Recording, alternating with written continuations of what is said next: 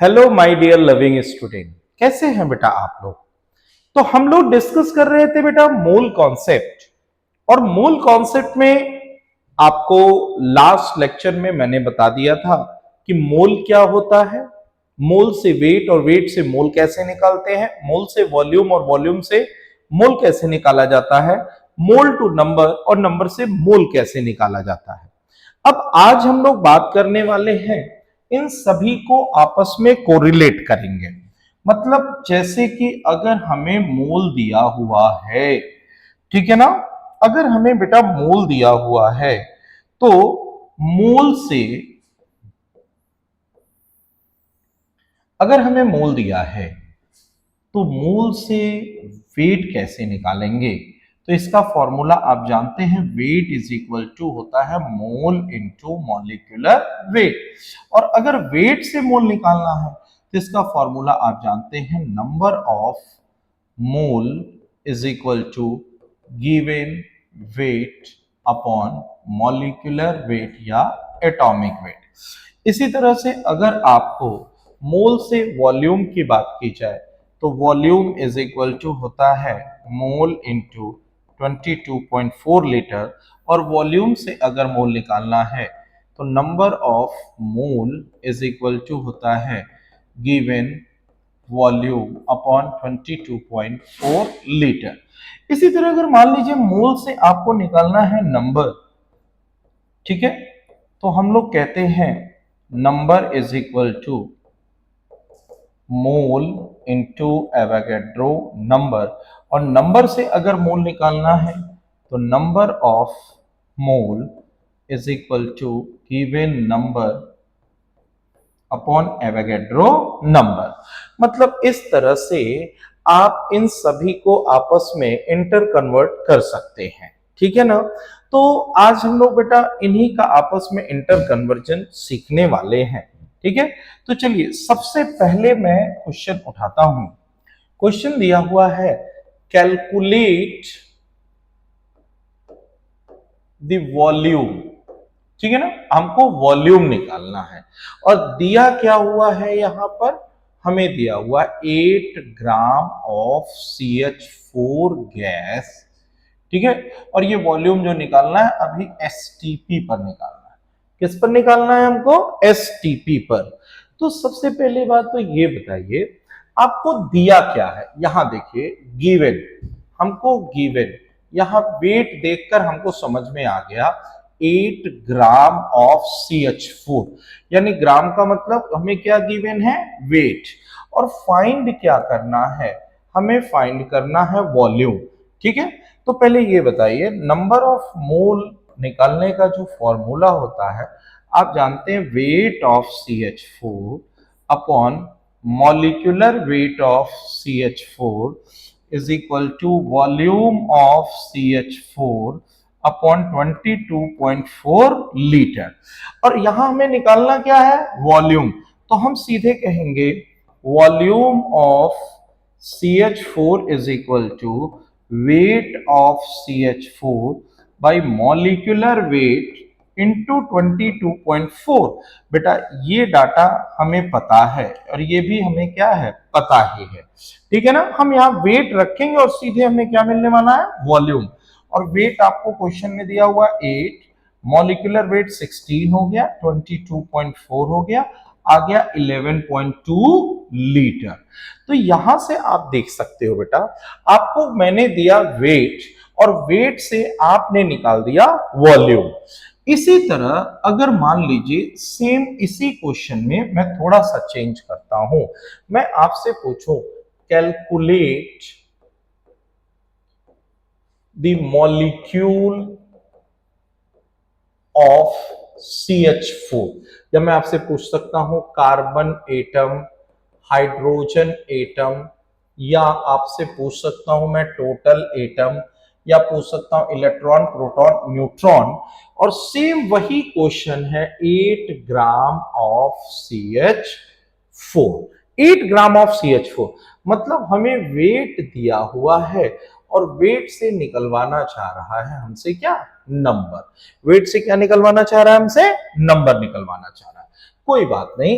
तो सबसे पहले आप ये बताइए, number of mole is equal to, आप फॉर्मूला बनाएंगे weight of CH4 upon molecular weight of CH4, और यहां पर मोल हमें दिख रहा है CH4 का दिया हुआ है, इसीलिए यहां पे कहेंगे molecule of CH4 upon Avogadro number. Weight हमको मिल गया है 8 और मॉलिक्यूलर वेट है 16, और यहां पर हम निकाल सकते हैं molecule of CH4 upon N0।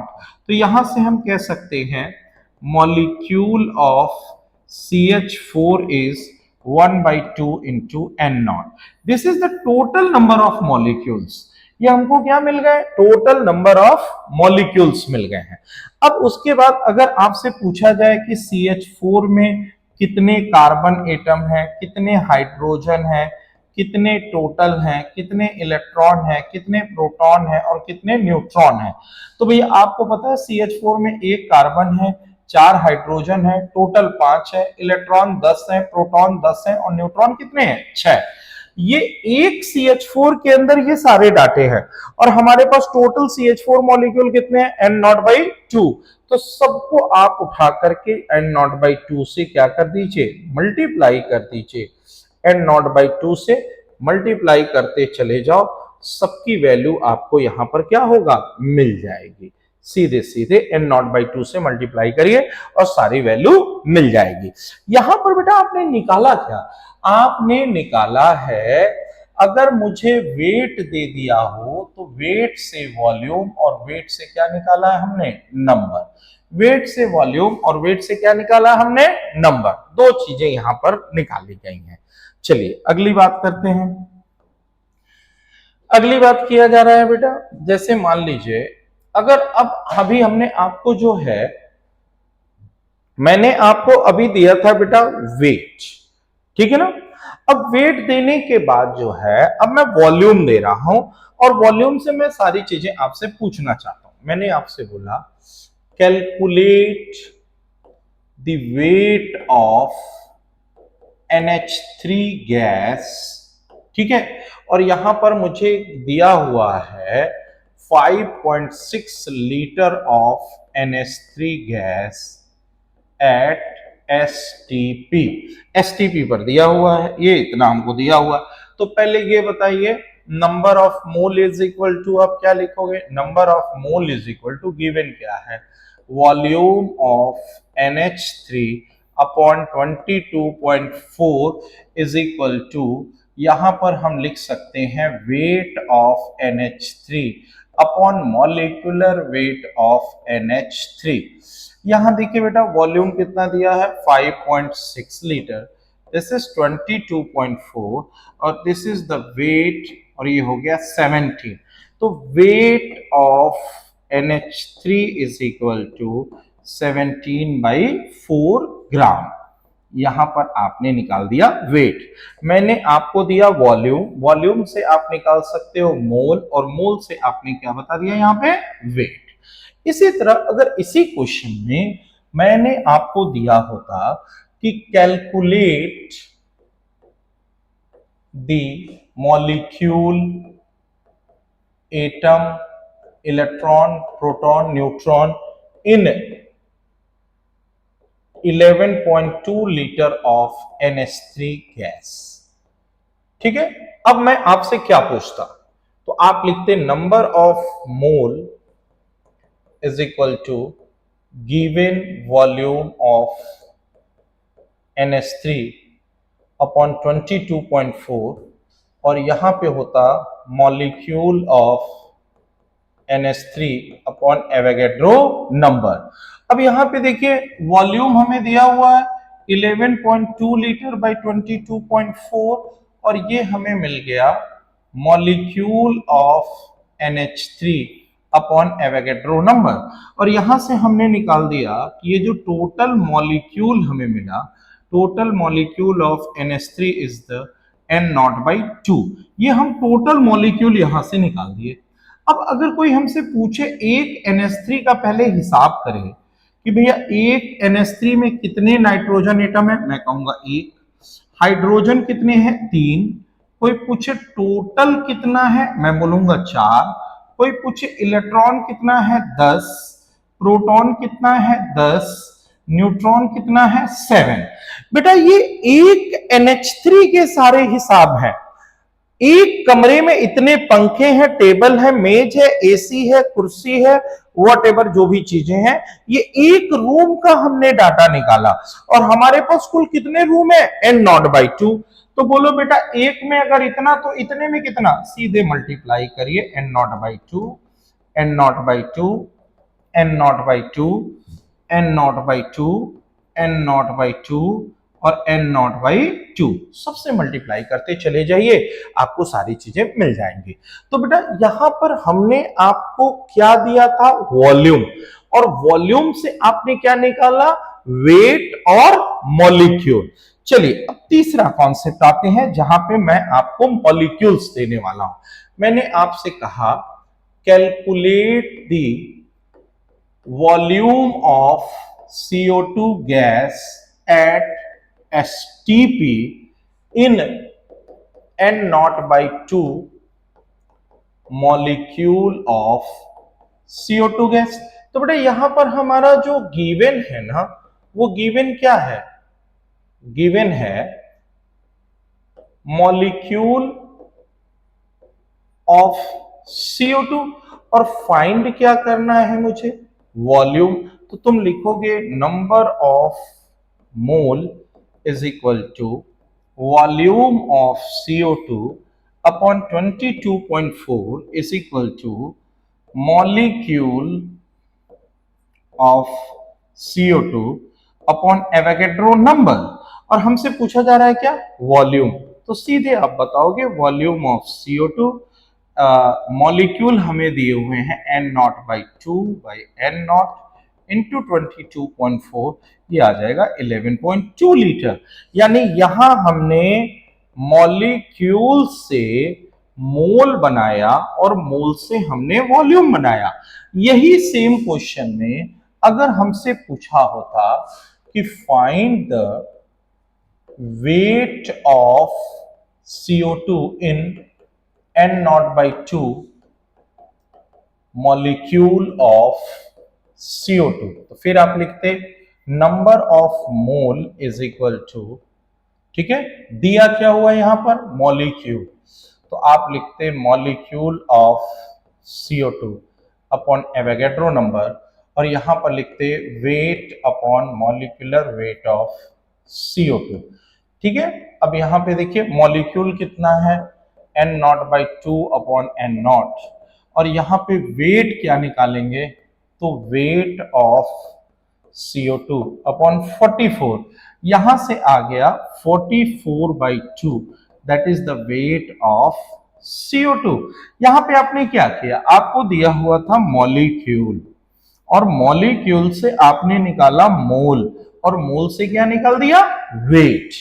तो अभी देखिए बेटा मैंने यहां पे जो तीनों कॉन्सेप्ट आपके उठाए हैं, इन तीनों में क्या क्या चीजें बताई हैं। ये देखिए सबसे पहला वाला जो कॉन्सेप्ट था, इसमें मैंने आपको वेट दिया और वेट से आपने निकाला वॉल्यूम और नंबर। दूसरे वाले क्वेश्चन में मैंने आपको वॉल्यूम दिया और वॉल्यूम से आपने बताया वेट और मॉलिक्यूल।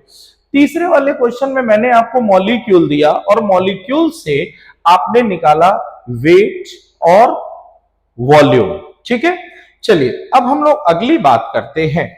जैसे हमें जब भी क्वेश्चन पूछता है, ठीक है, कि मतलब कितना चार्ज होगा, चार्ज वाले क्वेश्चन, जैसे मान लीजिए किसी का भी चार्ज निकालना है, ठीक है, चार्ज निकालना है, जैसे हमें दिया 1/3 मोल एल्यूमिनियम आयन पे फाइंड 1/3 मोल एल्यूमिनियम आयन है, 1/3 मोल एल्यूमिनियम आयन है, और 1/3 मोल एल्यूमिनियम आयन पे फाइंड करने को बोल रहा है हमसे चार्ज। चलिए यहां से हम क्वेश्चन शुरू करते हैं। सबसे पहले हम अपना वैसे ही फॉर्मूला लिखते हैं, नंबर बराबर मोल इनटू एवोगैड्रो नंबर। फिर सवाल आता है हम नंबर की जगह लिखे क्या, ये हम पूछेंगे मोल किसका दिया है, यहीं से पूछिए, सारे जवाब मिलेंगे। मोल किसका दिया है, तो ये आएगा जिसका नंबर होगा, ठीक है ना। मोल किसका दिया है, मोल यहां पर आयन का दिया है, तो नंबर किसका बताओगे, आयन का। तो फॉर्मूला क्या बनेगा, ion of aluminium is equal to mole of aluminium into Avogadro number, यानी कि 1/3 into Avogadro number. This is the total ion, ये है हमारे टोटल आयन ऑफ एल्यूमिनियम। अब हम सीधे सीधे पहले एक आयन का हिसाब निकालें। आप देखिए एल्यूमिनियम आयन Q बराबर होता है Ne, N की वैल्यू हो गई 3, ये हो गया 1.6 इंटू 10⁻⁹ 3e। सपोज हमने बोला one aluminium ion having charge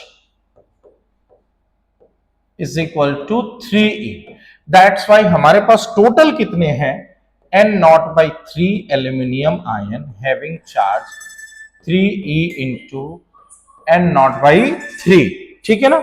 ये आपके जो है टोटल आ गए यहां पर, ठीक है।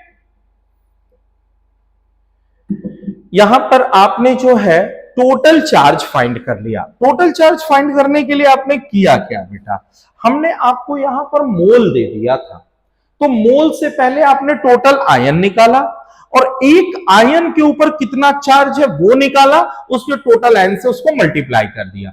अब यहीं पर देखिए इस क्वेश्चन में थोड़ा सा मैं चेंज क्या कर सकता था, मैं आपको क्वेश्चन में कहता find the charge on 9 gram of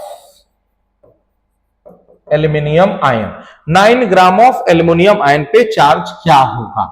तो सबसे पहले देखिए आपको मैंने क्या दिया, वेट, वेट से क्या बनाओ, मोल, मोल से क्या बनाओ, आयन, और आयन से क्या निकाल लो, चार्ज, ठीक है।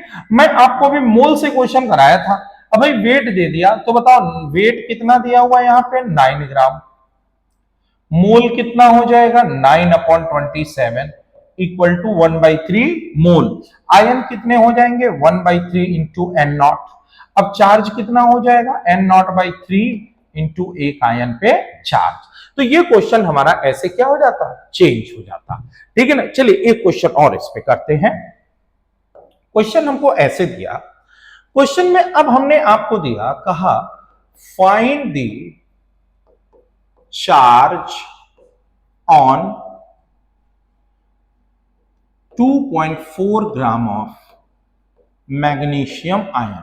2.4 ग्राम ऑफ मैग्नीशियम आयन पे हमें फाइंड करना है क्या, चार्ज, ठीक है। सबसे पहले आप देखिए आपको दिया क्या है, वेट ऑफ मैग्नीशियम आयन। तो सबसे पहले हम लोग निकाल दें number of mole of magnesium ion, that is equal to weight of magnesium ion by atomic weight. ये हुआ 2.4/24 is equal to 0.1 mole magnesium ion. अब हम यहां पर निकालना चाहेंगे इसके टोटल आयंस, वही फॉर्मूला हम लिखेंगे, number is equal to mole into Avogadro number. Mole हमें आयन का दिया है, इसीलिए नंबर भी हम आयन का निकालेंगे। हम यहां लिखेंगे total ion of magnesium is equal to mole of magnesium ion into Avogadro number. Mole दिया है 0.1, हो गया N0, ठीक है। ये हो गया total ion, total ion of magnesium. अब देखिए जब यहां पर टोटल आयन हमको मैग्नीशियम का मिल गया, तो हम यहां पे लिख सकते हैं 1 magnesium ion having charge is equal to Q equal to क्या होगा Ne, यानी Q इक्वल टू हो गया 2E। तो बताइए 0.1 इंटू N0 पे चार्ज कितना होगा, 0.1 इंटू N0 इंटू 2E। ये आपका कॉन्सेप्ट हो गया बेटा चार्ज का। एक क्वेश्चन देखिए और है जो बहुत पूछता है, जैसे कहता है find the valence electron of 4.2 gram of nitride ion. पहली बात तो ये समझो बेटा, नाइट्राइड आयन क्या होता है। बेटा देखो, नाइट्राइड N-3 नाइट्राइड है, NO2 माइनस नाइट्राइट है ITE, और NO3 माइनस नाइट्रेट है N3-1, ये एजाइड है, और हमें बात कर रहा है नाइट्राइट की, तो वैलेंस इलेक्ट्रॉन की बात कर रहा है। तो पहली चीज तो आप ये समझिए जरा, N-3 ये है, इसका वैलेंस इलेक्ट्रॉन कितना होगा। नाइट्रोजन 7 होता है, 1s2 2s2 2p3। ये बताइए इसके आउटर मोस्ट सेल में कितने इलेक्ट्रॉन हैं। इसके वैलेंस इलेक्ट्रॉन अभी 5 हैं, 3 2 5, और इसके ऊपर 3 और आ गए, तो 5 + 3 बराबर हो गया 8। यानी 1 nitride ion have 8 valence electron. 8 valence electron पता चल गया। अब हम पहले टोटल नाइट्राइड आयन निकालें। हमें दिया हुआ है 4.2 ग्राम ऑफ N-3, मतलब हमें दिया है वेट, वेट से निकालेंगे मोल, मोल से निकालेंगे आयन, और आयन से निकालेंगे वैलेंस इलेक्ट्रॉन। चलिए इसी प्रोसेस को फॉलो करते हैं। Number of mole of N-3 is equal to weight upon atomic weight. This is 4.2 और नाइट्राइट 14 हो गया। ठीक है, ये मिल गए आपको नंबर ऑफ मोल्स। अब उसके बाद आप निकालोगे number is equal to mole into Avogadro number, या हम लिख सकते हैं ion equal to mole of nitride ion into Avogadro number. तो यहां पर हमें मिल जाएगा टोटल आयन ऑफ N-3 मोल है 4.2 by 14 इंटू एवोगैड्रो नंबर। ये हमको मिल गए टोटल आयंस। तो अभी अभी आपने क्या लिखा है यहाँ पे, अभी अभी बेटा आपने लिखा है 1N-3 पर जो वैलेंस इलेक्ट्रॉन है वो कितने हैं, 8 8 हो गए ना, 5 3 8। तो बताइए 4.2 by 14 इंटू N0 पर कितने होंगे, 8 इंटू 4.2 by 14 इंटू N0। ठीक है, ये देखिए बड़ा इंपॉर्टेंट क्वेश्चन है, और कई बार ये क्वेश्चन जो है पूछा भी गया हुआ है। तो ये हमने आयंस भी निकाल दिए। ठीक है, चलिए एक क्वेश्चन और देखते हैं।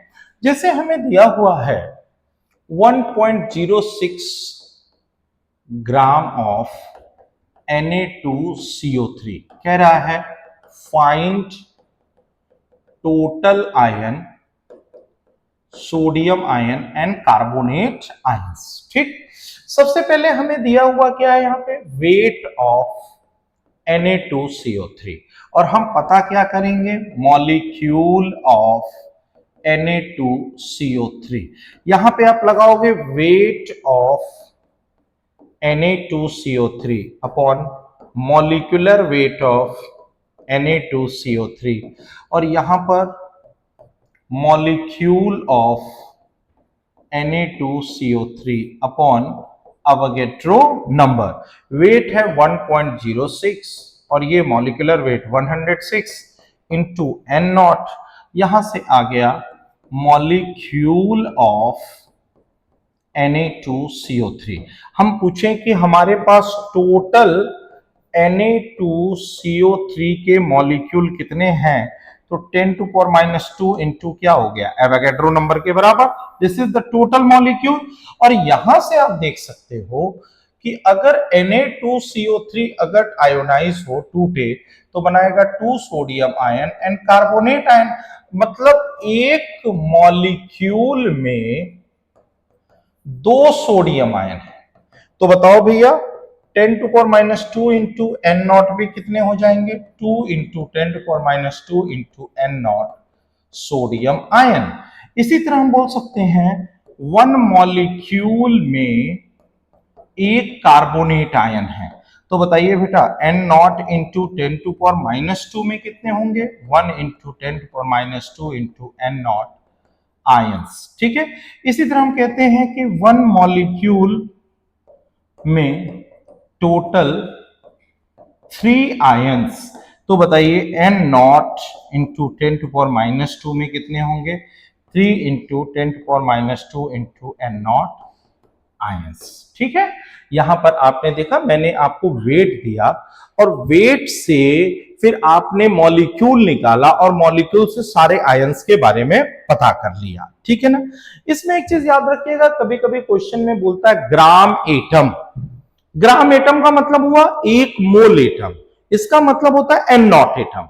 कभी भी क्वेश्चन में पूछेगा gram molecules means N naught molecules. N naught molecules का मतलब होता है बेटा आपका 1 मोल मॉलिक्यूल। कहीं कहीं क्वेश्चन में देता है ग्राम आयन। ग्राम आयन का मतलब N naught ion. N naught ion का मतलब हो गया बेटा 1 मोल आयंस। ठीक है ना। तो ये देखिए बेटा हम लोगों ने रिलेट किया नंबर के साथ, वेट, वॉल्यूम, मोल, मॉलिक्यूल्स, इलेक्ट्रॉन, प्रोटॉन, न्यूट्रॉन, इन सभी को बेटा हमने आपस में क्या किया है, कोरिलेट किया है। ठीक है, तो फिर हम लोग मिलते हैं बेटा। अब इस पे बेस्ड कुछ क्वेश्चंस लेकर के मैं आऊंगा। ठीक है ना।